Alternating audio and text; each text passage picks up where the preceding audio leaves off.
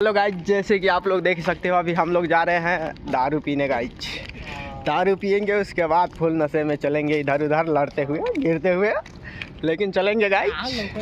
Guys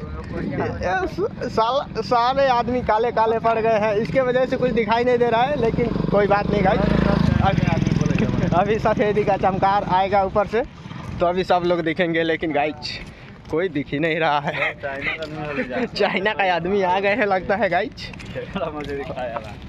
तो guys हम लोग आ गए एक दुकान के पास में, जैसे कि गाइज आप लोग देख ही सकते हो, ये पास में ही एक दुकान है। तो गाइज समोसा अगर कोई खाना चाहते हैं तो दुकान में आने का गाइज, जैसे कि आप लोग देख सकते हो।